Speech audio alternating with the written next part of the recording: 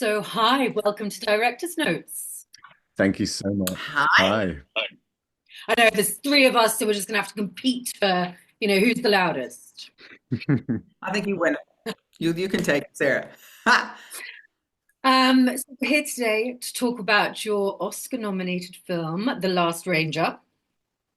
Yeah. No, this was an incredibly collaborative project. Lots of different people involved. So I will let one of you take the stage, both of you, and just sort of give us a little introduction to the film and your roles in this film. No, you go, You Dar. go, you go. You're the director. So my brother wrote the screenplay, and he collaborated with Darwin and his partner Will, which I'm sure Dar will give you a little bit more information about just now, turning it from a long form film into a short film. And they came to South Africa to direct, and my brother suggested me, and voila, I got the job. My background is commercial, so I do know how to shoot quite fast and make things look beautiful, but do it quickly and yeah, which we needed to do ultimately when we went down from 5 days to 4.5 days. Yeah, so I directed it. Over to you, Dar. Yeah, basically the conception of the film was part of an anthology that me and my partner Will Hawkes started to develop during the pandemic, which is kind of interesting from an independent filmmaking point of view because we were in our rooms in LA and we're both actors originally. But we thought we had this idea that we could, whilst the pandemic was on, we could go to all the countries in the world through all our people we've met through filming and everything and develop these stories. And when lockdown finished, sort of opened up in each of these countries, we could jump and do like little mini films and then sort of put them together to create this anthology. And it sort of really took off, and we had 120 film scripts coming in. So we were working 24/7 on numerous timelines, sometimes with interpreters, collecting these stories. And then we sort of eventually had like a sort of pro forma of the things which would be needed in the story in order that they became a holistic piece. And part of that was to do with story. It should be a human, powerful sort of a human story that had an important message behind it, but it would be set on the backdrop of the pandemic, but not about it. And we wanted to have music to be a very, very crucial part. So we could have each country not only having its musical style though, but also a specific sort of filmmaking style of this country.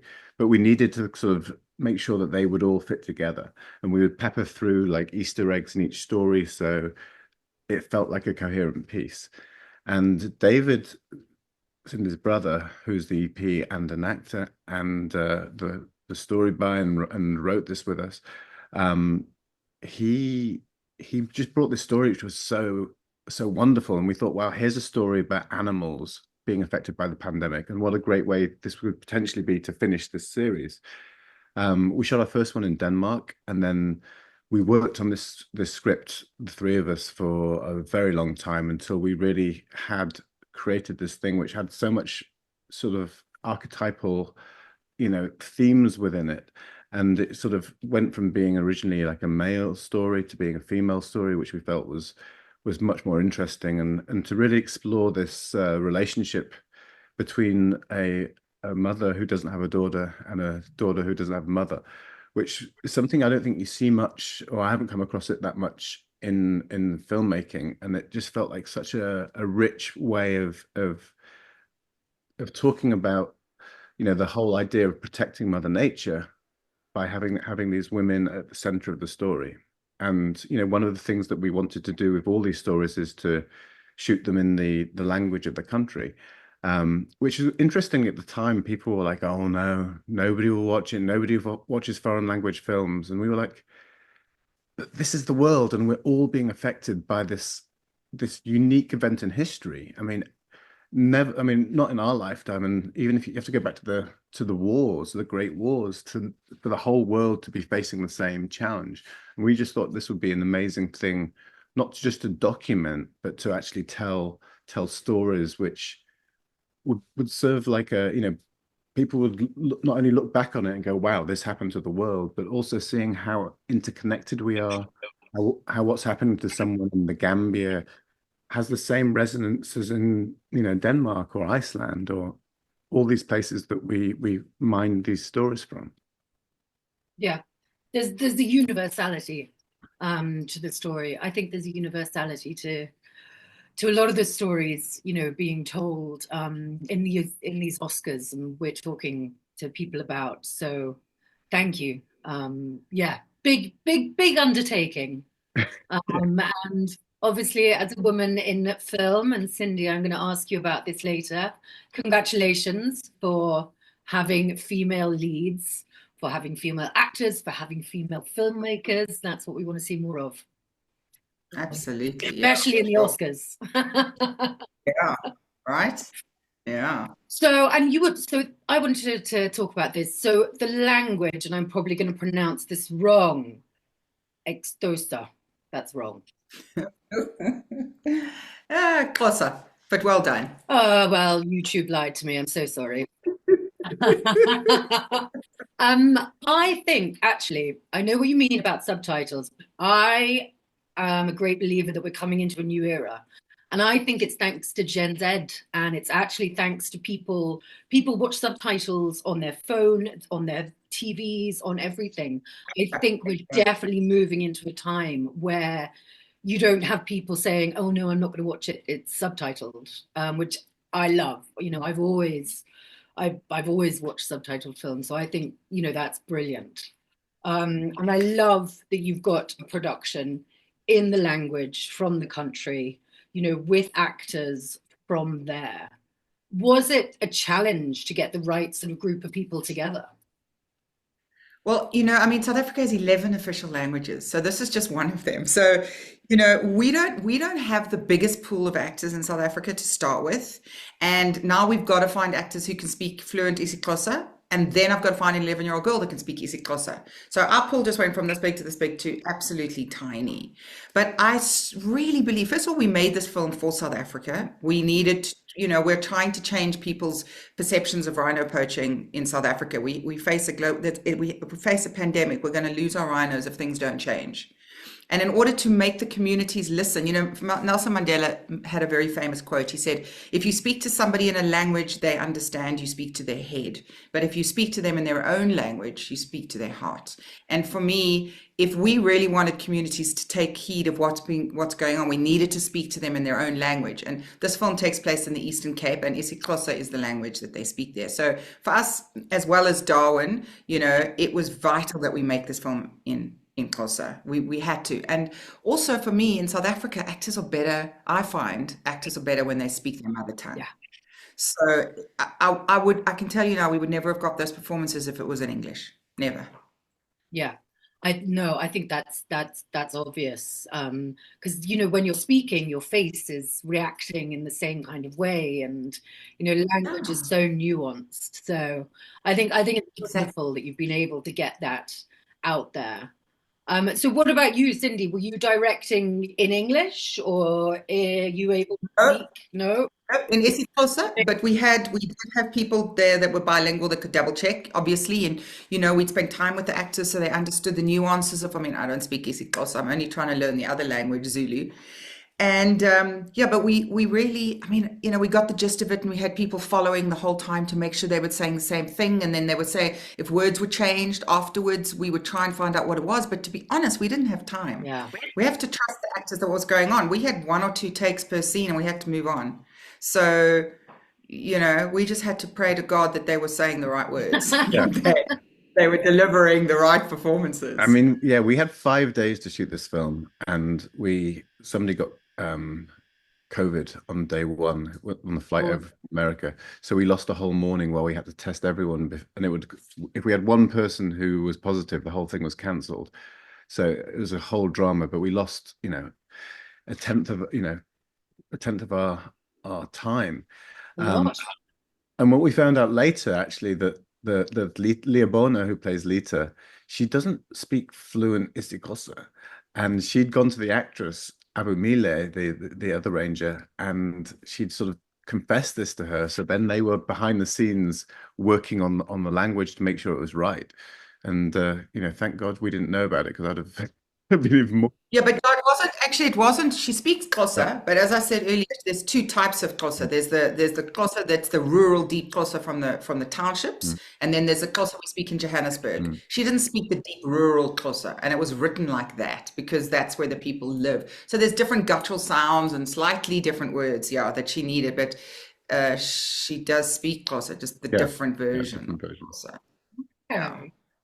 Um, yeah. I mean, so all the language is beautiful, and you're telling a story. You're telling a very painful story, but you're telling it in one of the most beautiful landscapes, and somewhere that people dream of going. And I love all of your coverage of the area and the national park, and you've got these drone shots, and you've got sort of big, wide, shots. Was everything done in those 5 days? 4.5? Yeah, we did. I mean, full disclosure, we did go back to try and pick up some other shots. And I think there might have been one drone shot which we went back to. We found a conservationist who had a drone and he went up there and just sent us a bunch of stuff. But yeah, apart from that one shot, everything was done in those 4.5 days. Yeah. And I mean, equipment wise, you're very, it all looks very rural. Did you have cameras, rigs, dollies? Was there a lot involved? No dollies, nothing. I mean, it was the hardest job I must say I've ever done before because we were shooting like we had it, the open vehicle that you see most of the film taking place on. So if our leads were on that, we were on two more following that vehicle. That was Yeah. it. So for the wildlife footage, we rigged a camera and a handheld rig, but otherwise it was all handheld. No dollies, no nothing. And because we always had to remain in the vehicles because they're lying out, we're in the middle of an actual game reserve. So we can't be walking around trying to move around the actors. So, what was also really important for us is that we get the actors and we get the rhino in the same shot as often as we can. I never wanted the audience to think we had cheated it. So when we pull from the rhino to them watching and then, or we see them in the same shot, that we had to get that. So we're tracking the rhino, we find the rhino, we bring them in, make sure the light's in the right place. Then we got to move our vehicle to get, then the rhino moves, then we got to move again. I mean, The amount of shots of wow. rhino bottoms we have is incredible. Yeah. We were so lucky to get some the shots that like the opening scene when you're feeling them and you're feeling the rhino, and then the shots with them on the vehicle when they're talking about Tundi. It would never have worked if we didn't get them in the same shot. It would never have worked. Huh. So it was a very tight. You can't take lights with you. So there's a couple of scrims just to put up on the vehicle maybe while we're shooting, and then inside we managed to light a little bit for the opening scene, but otherwise it's all natural light and shoot as fast as we can. Yeah. And What was really, it was when you're doing, we're used to seeing documentary films by David Attenborough, but those films take sometimes up to 5 years to make. I mean, they're yeah. there for, we had these 4 days, and it's literally in between our actual scene work. There was a rig of scaffold off the side of the building, and one of the guys was hanging there on a harness, and we were just trying to capture stuff. But obviously this is uneven ground, so just to try and get the right animal at the right time. Still, and he's like, "Oh my God, there's a deer running. Let's quickly get that." And it was very sort of run and gun at times, and then it was just about sifting through it. Yeah, I'm so surprised we actually got what we got because a lot of it was hit and miss. I mean, as Darwin says, lots of backsides of rhinos, lots of, oh my God, oh, it's gone. Oh, there's oh, it's gone. With a lot. I mean, if you go to it, because I go to a game farm twice a year, and you never guaranteed you're going to see wildlife. You could go out for 3.5 hours and see nothing. You don't see any of the big five. We don't know where they are. We got to track them. We got to find them. Now we got to put up a camera in a moving vehicle and get it. It's like, are you mad? Yeah, I I mean, don't know how we did that. So, not only did we have these long days, but also obviously protecting child labor laws. Lita yeah. couldn't work all the time, but we had to be up at 2 in the morning, tracking. They were tracking these rhinos in the dark. Then the vets basically had to get their vet teams to, because they wanted to do these various procedures on the rhinos, and we paid for that to happen because they had no money because of COVID. But they said, well, once we've done that, there'll be like a 10 to 15 minute window after where you can shoot. So we'd find them, they would tranquilize them, but then they ran for a mile before they actually fell asleep. So we didn't know where they're going to end. So we had to construct all our scenes not knowing what the geography would be and somehow like try and piece it together. So we had this sort of mind map of the battle with the poachers and the fathers and all these sort of things and the rhino, and then we had to match it with the real footage of the real poaching incident. So there's a lot of moving parts, and we didn't know really if it was going to work, but we kind of just we planned it enough that we thought, well, this can work. Apart from the moment when the rhino went to sleep on the wrong side, so suddenly we have this like 2-ton rhino asleep on its left side, and we had to get like every single person, like 20 people, to actually turn the rhino onto its other side so it matched. It was that kind of production. I mean, you wouldn't know. It looks so high end. Like you said, yeah, those David Attenborough, documentaries, which, I spend my life watching, and then I love the little bit afterwards when the guy's like, I sat in this tree for 5 years, a little. Yeah. But Yeah. just the quality and what we see is tremendous. So bravo to you. Yeah, and the other thing we had to do, which is just kind of this is like an interesting aside, is because of the poaching, they now geotag. They look at all the geotags for any footage.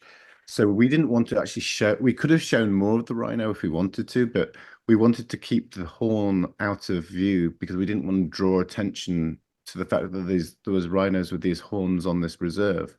So there's a lot of discussion about whether we should, whether we should do this, whether it was ethical to do this. But the vet in charge of it, Dr. William Folds, he was like, it's incredibly important that you make this film and let the world know what's going on. And, try not to show the horn so much, but with new technology now, there's no way you can really stop them. So don't highlight it, but just make sure you get this story out. Yeah. And I mean, it's definitely, it's a story that people know, but I had no idea of the numbers until sort of the end of the credits when you've got all those facts coming up. I had no idea that it was that dire. So, it's terrifying. Yeah, it's one every 15 hours. That's just, They're getting. yeah, blows my Yeah. mind. It really does. It And really when does. and when you're that close to them and you see actually, because rhinos are quite reclusive, so normally you don't really see them that close. And so you're seeing this little thing at a distance. But when you're there and you see these massive creatures, it really is something. I mean, it's so unusual because they are somehow prehistoric. And you think, oh, how could you kill this massive animal? Which is doing nothing. I mean, literally, it's just like wandering around, minding their own business. And when you see the real ranger at the end talking, and you see her depth and power and belief in protecting these animals, you suddenly really understand why people would dedicate and risk their own lives for doing this because they are magnificent. Yeah, absolutely. And these are stories that need to be told, and hopefully this sort of brings things to light. So talking about, the size of them, the magnificence, and the awful scene with the chainsaw, which physically just, made me do that. Um, how did, you had some good effects, you got some blood coming, and also there was the sound. What was that sound? Well, that was it very much was in the writing of the piece. We thought it would be a really, you know, in reality, it's only vets who use chainsaws to preemptively take the horn off the rhinos. But we thought that was such a great device to sort of really visceralize this whole experience. And because it makes a noise, so they probably most poachers wouldn't use that. But we figured, well, if they want to do it quickly, that would be a way of doing it. And it was just great because we then had a reason for our heroes to be drawn to this story. And it was obviously it's a kind of, it's a very horrific image and is kind of representative of man and, technology against nature. So it felt like it affects you on a deeper visceral level. Yeah. And then we could have the moment when I don't want to give away spoilers, but it allows characters to hear what's happening and have that affect them as opposed to see it. Mm. And that certainly came through, as you said, visceral. Like watching it, I'm sort of there recoiling against my screen, but that's what you want as well. You want to point out the horror of it, and chain scores, they're used in horror films. There's something very emblematic about that. Yeah, and we we spoke about, do we want to show it or not? And originally Darwin and Will didn't want to have that scene in the film just because they thought it is really unsettling and it's very ugly and it's very it's really it's we were worried we were going to push people, they were worried they were going to push people away, from the film. But it is a vital part of making people understand the horrors of what these rhinos go through when this happens to them. And let me tell you, what you're seeing is nothing compared to what actually happens to them. I mean, you can see in the footage on Lita's camera the real Tundi. I mean, you can see how much blood is lost and how horrific it really is. So that's why we chose to show that on the camera. We wanted to, first of all, highlight the real Tundi, but show the horrors of her small on a camera. We didn't want to overdo it. And we felt that not physically seeing her without the horn on close up, just the sound and then just the horn and a bit of blood was enough, but not overkill. Yeah. But it was a debate. Yeah. I think you settled on the right side of it. And talking about your incredible actors, they're very physical performances. So how did you work with them to prepare for those roles and to really for them to feel they feel the pain, they feel everything? Well, I mean, okay, you go. I mean, no, you would talk about the ranger. I'll talk about everything else then. Go for it. Cool. yeah, I was just going to say, like, Avumile, who plays the main ranger, was like the runner-up Miss South Africa twice, I think, and she's incredibly intelligent woman who's got degrees in she was a journalist for a while, so she came to this. I mean, she clearly was the character, and we were but like, well, is she going to have the physicality to really match this? So we found one of our partners, and this is an organization called the Global Conservation Force, and they train rangers, and their whole mission is to help the education of rangers and some of the more physical sides of things. So we asked Mike Veal, who runs that company, if he could get a ranger there to spend some time with Avumile, and he brought this lovely woman called Voya, and she's very small, and Avumile is very tall. So we have this lovely footage of her training her, and like, and it was start to rain, and they were like, getting through the thing. But just for Avu, I'm speaking on her behalf here, but understanding the depth of the certainty and how much these people are willing to sacrifice for these things, and just talking to her in her own type of Xhosa, that helped her. She literally changed in a day. It was fascinating to watch. She kind of went from being an actor playing a ranger to actually being a ranger. I mean, obviously it takes a lot of training, but it was probably in 2 days she was, by the end we were like, wow, who is this person we've just gone? So it was spectacular. Yeah. And the younger girl as well. That performance, I can be quite picky myself, watching films with child actors, but her performance was unbelievable. Wow, thank you, Sarah. Yeah, we got lucky with her. When we found her and we saw her self-tape, we knew she had the emotional intelligence to pull this off, because I think that's what is so special about her, is that she goes to a place that she understands. And I don't know how an 11-year-old did that. You know, when she tells Kusi, don't go, stay with me. Where does that come from? I don't know. Because let me tell you, I didn't direct. I mean, we spent a bit of time with her, and we walked through a few of the scenes and explained to her what she needed to do, and I told her where she needed to cry. And it's so funny. We were being interviewed the other day, and she was saying how she had to cry. She had to cry a lot in this film, but she cried Oscar tears, Oscar winning tears. I'm like, yes, you did. Yes, you did. It's her first performance. And What was extraordinary is her accessibility and also her natural instinct. I mean, this, as Cindy just said, this is the first time, her first ever role, first acting role, apart from some stuff she did when she was very young at school. But she had so many technical things she had to achieve, and we only had 1 or 2 takes. But not only just technical, but technical interspersed with crying. And, then we're saying, okay, we have to do this there. Imagine the rhinos there. And she was able to do a lot of these things where, if I was doing it, I'd be like, yeah, what's the rhino doing now? It would become an intellectual process. And she just had an inherent understanding of the camera. And, the moment when she gives Kusi the toy rhino and just what's going on in her head, that was not something, I think that was stuff which she figured out herself. And she just understood, and she understands something about humanity and human relations way beyond her age.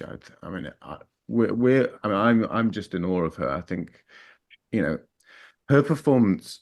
But what makes it work, I think, is the fact that it's undercut by the subtlety and the restraint of Avamile's performance, because you see in contrast. I think by itself, it could be melodrama, but when you see it in context of who, and it's that emotion which basically breaks through the hard shell of the Kusi character, because you just can't help but be affected by it.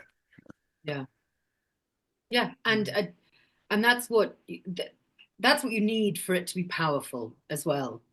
You need to feel that the actors are feeling what they're feeling. It all weaves in together. As well, you didn't have, you don't have lots of space to say let's do another take, or because it was so on the fly, which again makes it so much more impressive. Like that scene at the end the scene with Kusi and Avamile, when she's saying, don't go, don't leave me. We did that in 2 takes because we'd lost this light by then. Yeah. And we had to, if we thought about what we just shot before and what we'd already shot afterwards, and we thought, if we don't get this take now, we're not going to have the scene, because if the light, it's going to be dark. And she then walks in the middle of the day. We'd already shot that shot where she walks and finds the rhino. We'd done that shot. So if it was any later, we wouldn't have had it. So it was like, let's block it quickly. Where are we going to do it? Quickly, let's go. You can't think about anything else. Let's just get the camera up. Let's get them in position. Let's quickly talk about the scene. Go. And she did it. And then we needed, and she did it again. Yeah, and then we needed 2 minutes after that for David to come in and do his whole crying response. And bless him, he just came in. And in 1 take, and we did 3 takes in 1 because we didn't have time to reset. We're rushing forward so on the camera, correct? Here's the wide, and then he was going in, and then he just found it immediately. I mean, and literally 1 take wonder, David was. It was incredible. Yeah. I was saying to the DOP, moving closer, going closer, just quickly, and David just kept on going, and we're like, okay, we got it. Next, so stressful. And he broke my heart as well, because talk about being stuck in an impossible situation. And I think it's important as well that you got that part of the story over. I think seeing it from those 2 different sides as well just makes it more significant. And, then people can understand the whole world of what's going on in there. It is. It's a really good point, that, because it's heartbreaking to think about the fact that When the tourists are gone, not only do businesses crumble, but the rhinos are vulnerable, and there's no money to pay for the rangers. And Kusi just loved those rhinos so much that she was willing to stay Yeah. and look after them. And he was the one who asked her to do that. So of course, there's the guilt of that afterwards, which is why when he finds the rhino still alive and he sees the child, I'm giving away all this shit. Sorry. Um, Sorry, you can cut that all out. My All God, I'm right, so well, I'll sorry. put a spoiler alert on the top of the interview. Okay, good. But it's very hard not to talk It about is this hard. film. It is hard, especially, no, don't worry. Do you know what? With a lot of Whatever. the, I mean, at this point, if they haven't watched the film, they're gonna want to watch the I film. mean, and I'd This have is to say also, like, I don't know how many thousands of times and in the edit, and I've seen it, I still cry in it. And I think with David, just to add to that point you were making, is the reason why David, wrote this and brought it to the LA to try and make it was because he witnessed a real poaching event 12 years ago. So his friend who is kind of representative of the Rob character, said to David while he was sat by the carcass of a dead rhino, and he was crying, and he was just, well, he wasn't crying at that point. He was just like stunned, and he was like, "Well, what can we do? What can I do?" And it was actually Dr. Folds who said, "Well, you're an actor. Don't give me your money. Go and go and make something. Go and get this story out there." So I think when you make a great point, and I've never thought about that, but like when the character comes up at the end and sees the little girl and say, "I'm going to need your help," yeah, he's talking to a broader world. yeah, absolutely. And yeah, it's, yeah, I'm sad now. As well. Like content. So you touched a bit on the edit. Such a short shoot, how was the post-production and obviously the music and that you were talking about earlier, and I know you had a local choir involved, and that just, that swelling of emotion as well is beautiful. Well, the edit was long and hard. I mean, that's why it's taken us so long, because it took a lot of work from Cindy and then from the LA team. We probably spent 2 years editing it. In fact, it was Will and I spent a long time, countless nights until 5 in the morning redoing little bits like how do we make this work? And eventually we had the cut, but the beginning, we always had this conception that we wanted to wake up in Africa and really just follow for a long time this young person, because we thought that if we're, if we're getting to a point where you're going to have to care about these characters and believe the high, because it's very high level emotion. It's not melodrama, but it's asking a Western audience a lot to really buy this, because it's quite uncomfortable sometimes when people have such a large outpouring of grief.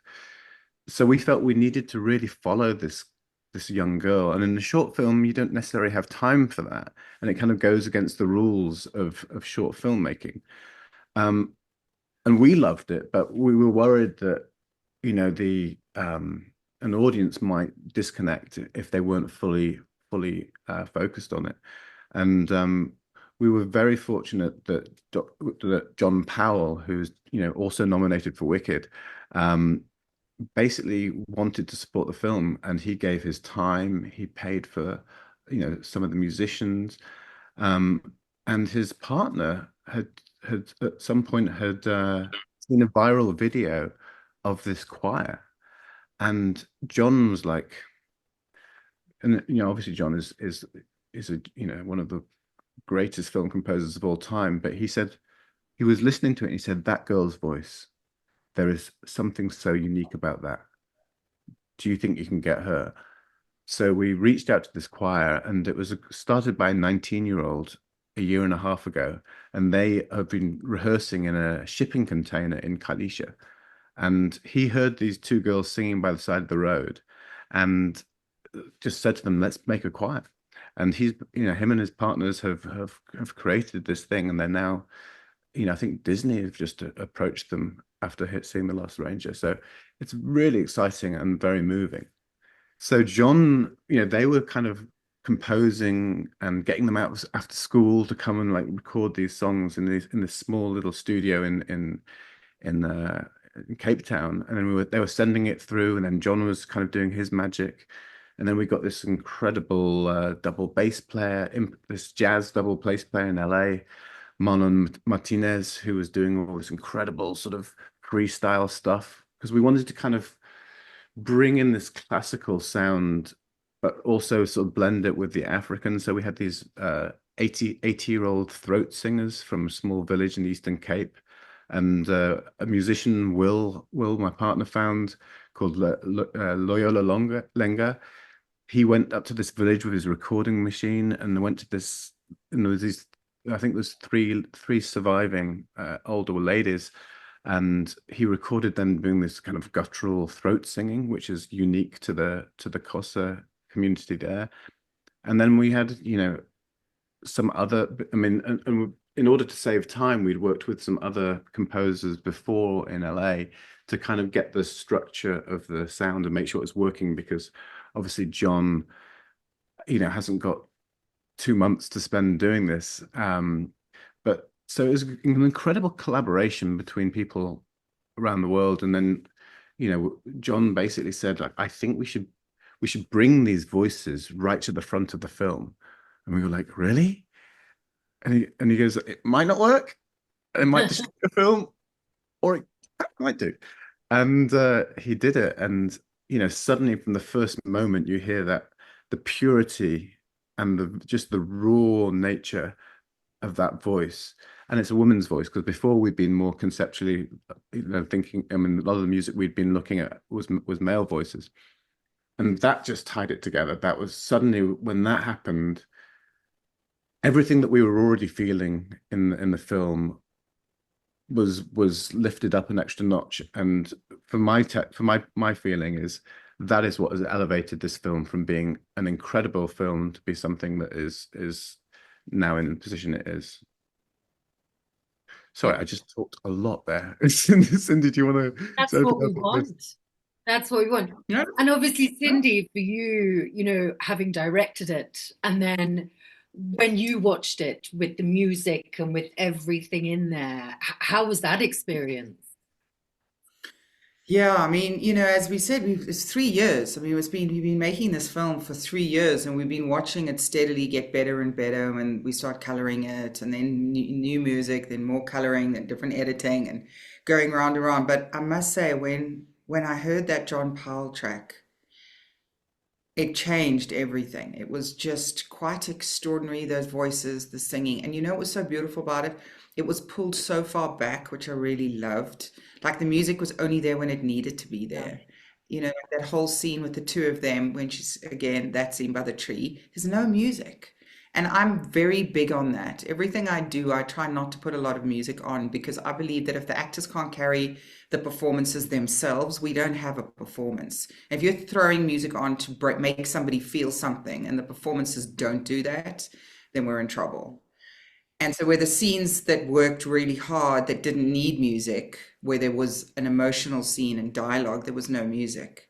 But it's the building of a story, and building of an emotion, like in the beginning and the end, where we needed that music, and the tension where we needed the music. That's where the music played its role. And that's the sign of a really, really good composer. They also don't just slap everything on. Oh no. So yeah, I was completely. Yeah, because people have seen the film, and now I'm saying that you haven't seen the film. Now you need to see the film, because this is a very different movie now. And I'm someone as well. I always watch films very loud.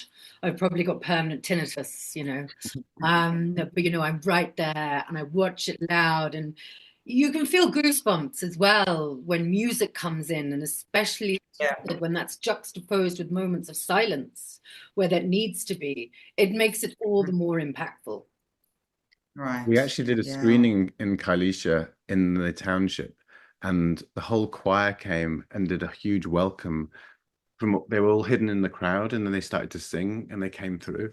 I wasn't, sadly, not there, but Cindy saw that, and Yeah, that was incredibly emotional to see this choir who've never done any. Khayelitsha is one of the poorest townships in South Africa, and it is one of the most dangerous townships in South Africa. This is the first time they've just built a cinema for people to come and watch a movie on a big screen. The cinemas aren't in the townships. The cinemas are in the others in the cities, and so people have to travel to go and watch. They don't have money to do that, to get there to watch a movie. So it's not an option in their world. So now they've built a township cinema.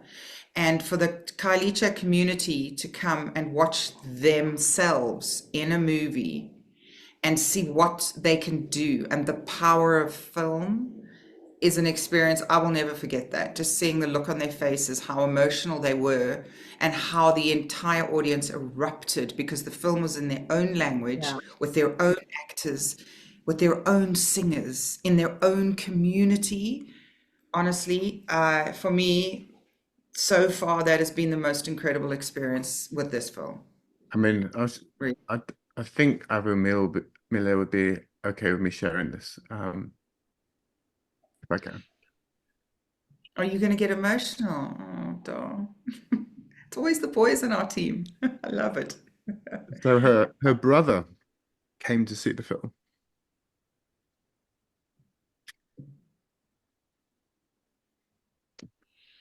I can't say.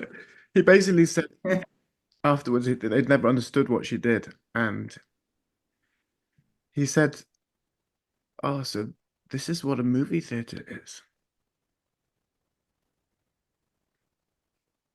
Yeah. that's huge. That really is. And for you, for you to be able to have, look, there's my lion. Hello. For you to be able to have brought that, so not only to audiences that has clearly resonated, with your Oscar nomination, but to a wider audience that might not have Yeah. existed before. It's all, yeah, that's all phenomenal, and I can completely understand why that makes you emotional. Um, Very much so.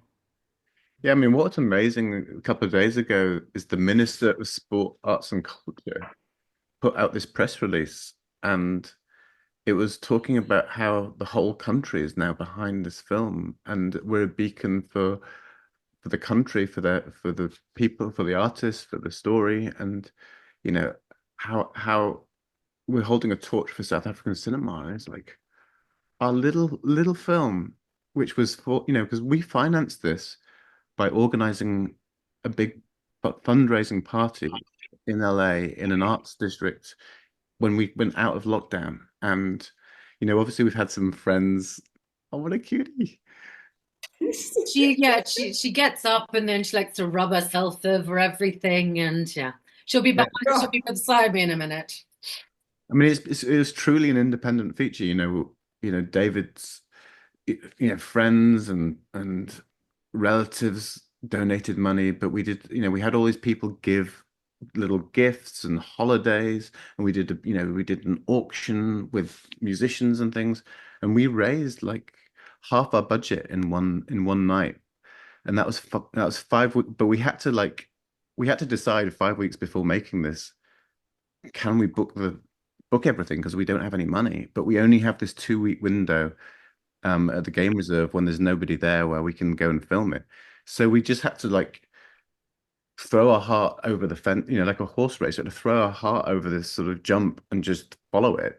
And we managed to raise it. And so many people contributed to this film, like so many gifts, so many people gave their time or connection, or we have been so fortunate. And it truly is like massive collaboration of people. And Cindy didn't take a fee, she gave her time. I mean, she had a fee initially, and she's like, guys, we can't afford to do this, and it was so generous of her to do that. And and she connected with the Star Film Company, which is the production company, through her team, and they put together a lot of the hard work that there's no way we could have done from here. I mean, maybe you want to talk about that, Cindy. Yeah, so I mean, the production company that I do all my commercials with do some long form as well. And I trust them with my life. I do. I know the crews in South Africa that I work with. I know how hard we work. I know how good we are at what we do.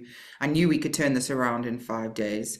My producer didn't think so in the beginning. Adam was a little bit, oh my gosh, are you crazy? What are we doing? There was a bit of pushback from him. But when we made it very clear that we have no choice, this is the only window where we can get into the game farm and get into the lodge, the only time we can get to the animals, we realized we had to just put our heads down and do it. And we did it. But we are, that's how we work here. And I just want to go back quickly to Darby, what he was saying before I forget, that the importance of film in South Africa. I mean, it's just what this has done for our country is, I have to just say I'm completely blown away, because it has united our country in a way that I haven't seen since the Springboks have been winning the World Cup in the last 5 years, because it's a Xhosa film Yeah. in the Eastern Cape. This film cannot be made in another country anywhere in the world. Yeah. They don't have the rhinos, they don't have the people, they don't have the language, they don't have the location. It is a uniquely South African film in one of our official African languages. And that is why our country is so excited, because it just shows them that we can make films that in our language, about our country, that people want to watch, that they're interested. But you said it is a universal story in it. That is just mind-blowing, that in this language, in this country, about this, still people find a way to connect to it. It's not just about the rhino, it's about the relationship between Lita and Khayelitsha. That's the relationship. The bond that they form, the love that they have for each other, then it's gone. And then her having to suddenly grow up and take control and shed off, know that wild is good and she's big and strong and she can handle this and do this. Because, in South Africa, kids grow up very, very quickly when they don't have mothers around and they're left to, look after themselves. You can see that Gogo wasn't really interested in her in the beginning. So the grandmother, they're called the Gogos here, sorry. So it was. And I guess there's a lot of countries where that happens, where mothers go off to clean or to, they have to do other jobs, and children have to fend for themselves and make a way, just find a way to do it. And I think those are the beautiful little things that so many people can relate to. And just to piggyback on what you're saying, we literally in this film break every convention about what a film should be. It's don't work with children and animals. It's if you look at the sort of what executives will tell you, well, it's not in the English language. We don't have no stars, no in any part of the production. It's a woman's story. It's all these things which would be like the crosses on a crib sheet of like, well, could this film do well? And I think for me, what makes me really proud is that this is just there's something very pure about it. I think that's why people are responding to it and men responding this, when people always talk about the male demographic versus the female and the age, this is affecting people. Like I had a friend bring all her students from drama school. She's a teacher there in London. They have been blown away. And they were just like, could not believe this was possible from a group of actors, making this.